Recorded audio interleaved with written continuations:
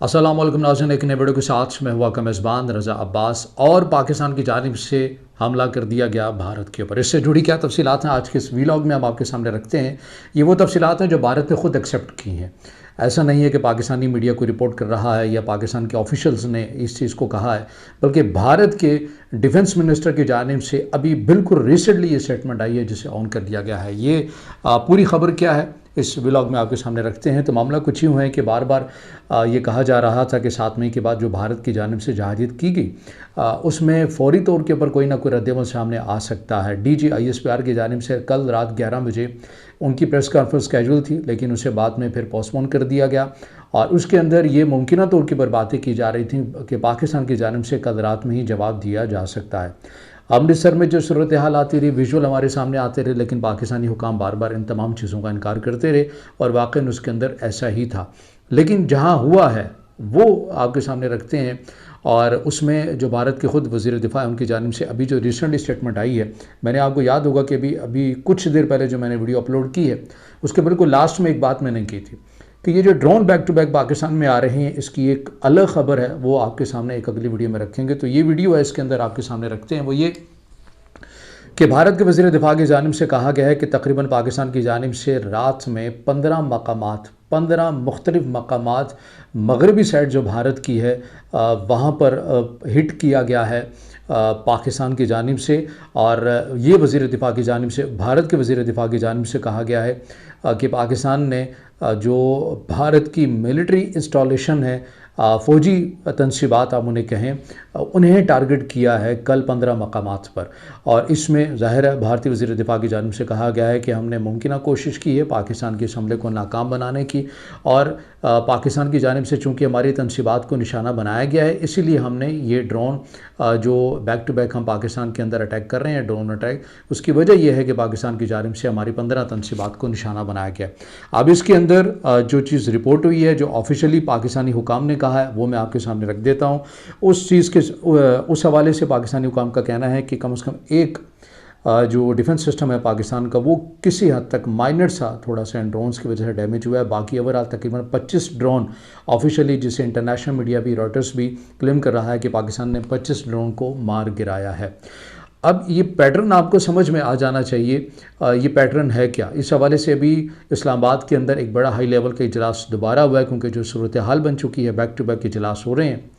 उस इजलास के अंदर ये चीज़ हमारे सामने निकल कर आई है कि तमाम सिनेरियो को आप इस तनाज़ुर में देखिए कि ये वही हिकमत अमली है जो कि आप कह लें कि इसराइल की होती है, कि किस तरह से आपने अगले मुल्क के ऊपर बैक टू बैक इस तरह के हमले करके उसकी जो पोजीशन है उसको डिग्रेड करना होता है, या फिर उसे इस हद तक आदी बना दिया जाए कि ये अब रूटीन का हिस्सा है। अब ये मामला जो है ये आपके लिए काबिल एक्सेप्ट भी हो जाए, काबिल तसव्वुर भी हो जाए। अब इसके अंदर जो इजलास चल रहा है इस्लामाबाद के अंदर, वो सूरत हाल निकल कर ये सामने आ रही है कि देखिए हमने तो भारत के 15 मकामात की तनसीबात को निशाना बनाया है, फौजी तनसीबात को, लेकिन ये मामला इतना आसान नहीं है कि भारत की जानिब से किस तरह से जो सेटल सिटीज़ हैं पाकिस्तान के, जो बिल्कुल मेन शहर हैं, यानी कि इस्लामाबाद है, रावलपिंडी के अंदर है, फिर आप कराची के अंदर देखें, इन एरियाज़ में ड्रोन का आ जाना, तो ये मामला यहाँ तक नहीं रुकना चाहिए। भारत को उसी के रवैये के अंदर जवाब देना ज़रूरी है, क्योंकि ये कुछ उसूल तय किए जा रहे हैं कि मोदी ये चाहते हैं कि हमें इतने ये बैक टू बैक इस तरह की चीज़ें करें कि ये एक नॉर्मल बात लगने लग जाए और पाकिस्तान दोबारा रिटेलिएट करने का सोचे ही नहीं, क्योंकि उसे लगे कि ये डेली की प्रैक्टिस है। ये बाकायदा तौर के ऊपर ये बातें की जा रही हैं। इसलिए पाकिस्तान के लिए एक यकीनी तौर के ऊपर एक चैलेंज भी बना हुआ है कि इन तमाम ड्रोन अटैक्स का जवाब किस सूरत में दिया जाए, सेटल एरियाज़ कौन कौन से हो सकते हैं, अहदाफ क्या क्या हो सकते हैं। मैंने इससे पहले जो वीडियो में बनाई थी उसमें आपको बताया था कि पाकिस्तान फ़िलहाल सिफारती लिहाज से, अखलाक़ी लिहाज से और जंगी मैदान के अंदर आपको बरतरी नज़र आती है। ये जो भारत की जानिब से आम जो पब्लिक प्लेस है उन्हें हिट किया जा रहा है। पाकिस्तान ज़ाहिर है एक ज़िम्मेदार रियासत है, वो इस तरह की जो जंगी जराइम है उनका मुर्तकिब नहीं हो सकती। लेकिन भारत की जानिब से जो चीज़ें की जा रही हैं, ज़ाहिर है ये आवाम की जानिब से भी बड़ा प्रेशर है कि अब हमें जो है वो जवाबी क़दमात करने चाहिए, क्योंकि ये तो फिर कल को एक एग्जाम्पल सेट हो जाएगी कि भारत यहाँ तक भी आ गया है। अब इस हवाले से जो इस्लामाबाद के अंदर जो इजलास जारी हैं उनमें यही गुफ्तगू भी की जा रही है एक अनऑफिशियली सऊदीया के एक अहम वज़ीर ने पाकिस्तान का विज़िट भी किया जिसे मीडिया में नहीं दिखाया गया। फिर वो भारत में भी पहुँचे हैं, वहाँ भी मुलाकातें हो रही हैं, ईरानी वज़ीर ख़ारजा भी भारत में मौजूद हैं।